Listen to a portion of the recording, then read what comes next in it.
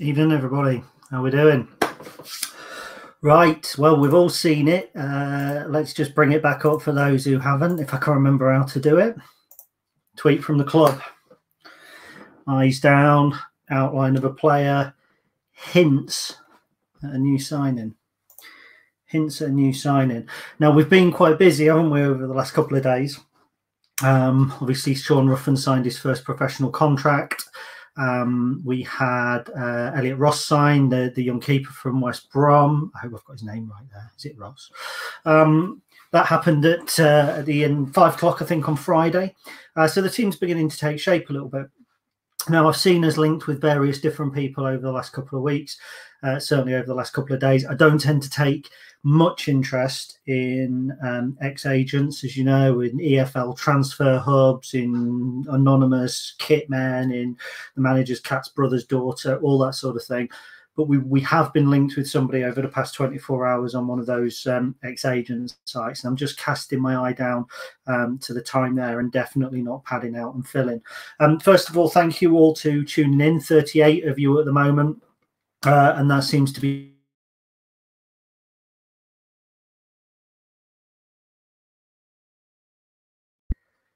don't know why I muted my mic there. Chris Khalili, who says that this is exciting. That's really good.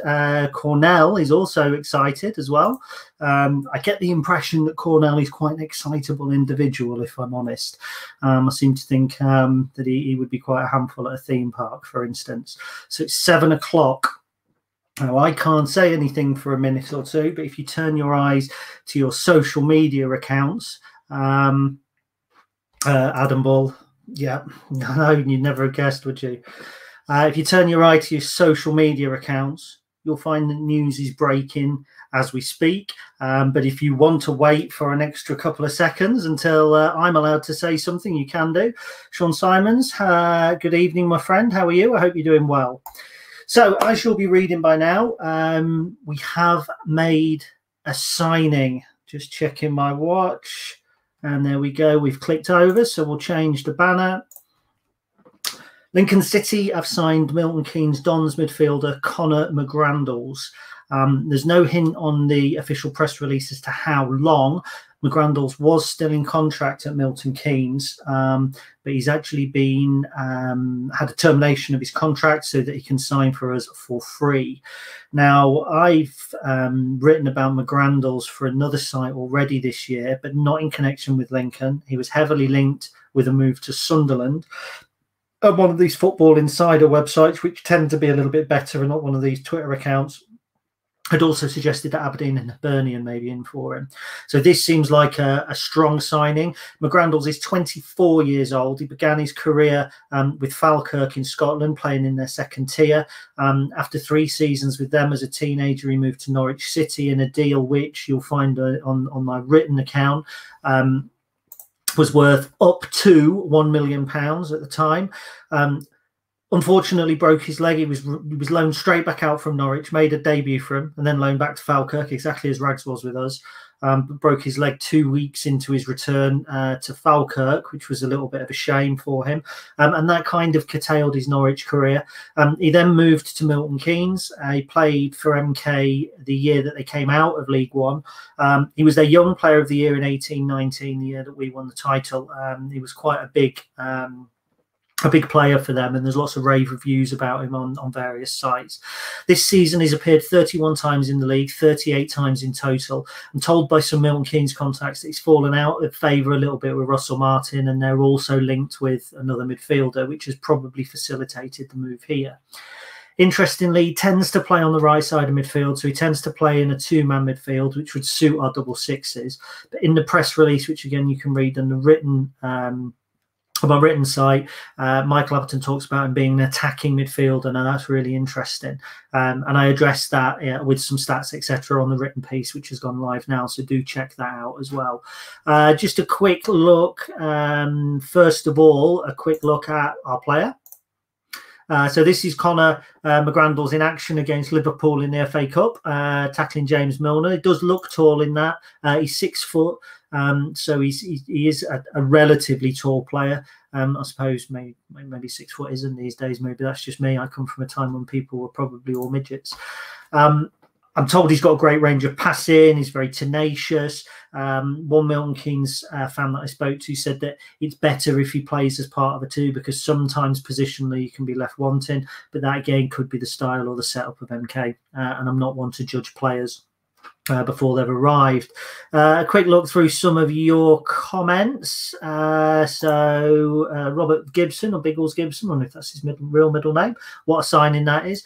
Does look to be a good signing. He's got almost 200 senior appearances between Spurs stints at Falkirk and Milton Keynes. So he's very much a senior professional, although he's 24. Similar in that respect to James Jones. Looking at the stats, I see more of Michael O'Connor in Conor McGrandles and more of Joe Morrell and James Jones, but potentially there's a midfield partnership here. Great news coming up, I hope. That's certainly happened. Dan Shin says exciting times. Let's see, we've got Luke Kempson. Could we see McGrandles and Jones as centre midfield partnership? We've read each other's minds there, Luke. And Keith Fletcher says sounds exciting as well. I think it's interesting who he was linked with, even if it's not solid. The fact that those websites were looking at McGrandles and going Sunderland, Aberdeen, Hibernian, even if they were making it up, the fact they were making that level of player up, that level of team up, is interesting in itself. He's certainly a senior professional, which I think is something that we need with the likes of Teo Eden and Max Melbourne and Anthony Scully, young players who are going to need that seniority around them. And maybe this is an opportunity for McGrandles to step up, because I think he was seen at MK Dons certainly as a young talent. He was year before last rather, when he got their Young Player of the Year. So I think it's interesting now that he's going to be considered, I think, one of the senior professionals. But he certainly sounds good, as Neil Tunstall says here. He's young enough to keep developing, but he's got some experience as well. It's kind of that nice middle ground, isn't it? It's that if he does well for us, there's potential there to sell him on and move him on. But if he's also young enough, he's also experienced enough to help bring some of the players on as well. So really good. I've got John Smalley, sounds like a decent signing. Again, pairing up with JJ, yeah, absolutely. I think so. I think that's the likelihood. Let's remember we have got Teo Eden, who can play in central midfield as well. I heard there's still potentially a chance with Ellis. I don't know whether it is or not. But we're beginning to form a squad here. We're beginning now to look on paper and kind of go, well, actually, there's a bit of competition here. So we could have any one of two players at left back. There's potential at right back. There's potential in here and there. So we certainly need some strength up front. We certainly need some strength potentially in the centre of midfield, centre of defence rather. But in the centre of midfield, this is quite a big signing as well. So Ben, that's my input for this version of a pod. Yeah, visual pod, Ben. No, cracking signing in all seriousness again, so it's really, really good. Chris Graham, cheers for doing these live blogs, no problem. Some people prefer to digest video content than written content. I understand that, so quite interesting. A couple of quick questions. I've got to be quick because in actual fact my dinner, which is a Malaysian satay curry, is boiling away, and was going to eat it about half an hour ago, but got the heads up on this. Adam Barlow, long-time friend, massive Lincoln fan. Evening, Gary. Do you think this cap could be our midfield general squad? Looks a tad short on leaders to me. I believe he has leadership qualities. Certainly, the feedback that I've had from some Milton Keynes fans is tenacity was something that came through. He's eager. He's all over the place. He's committed. So you've got that kind of likeness to Michael O'Connor. And I compare some of Conor McGrandles' stats to Michael O'Connor in the written piece that I've done, so it's worth having a look at that. But then there's Michael Appleton's comments, and again in the written piece you can find it, talking about his attacking qualities. And I think that's really interesting because that almost goes in contrast with what his stats say from Milton Keynes. So could it be that Michael sees him as one type of player and he's coming from another background? It's not unusual for players to change positions. Another thing that came through from the Milton Keynes guys was versatility. He can play fullback. He can play defensive midfield. He can play attacking midfield. And I think when you're working with a relatively small squad, which I think we will be working with a relatively small squad, I think it pays to have that level of versatility as well. So again, there's several different facets to the transfer. I think there was with James Jones as well, potentially with Monsma, who could play in a couple of positions over the back. So all of the players that we're signing have the option to play or have the ability to play elsewhere. And I think that's really, really interesting as well. So. Right, well, look, that's 11 minutes. There's plenty to read. I've done the piece on the Stacey West. There's the club's OS. There's bound to be a video with him as well.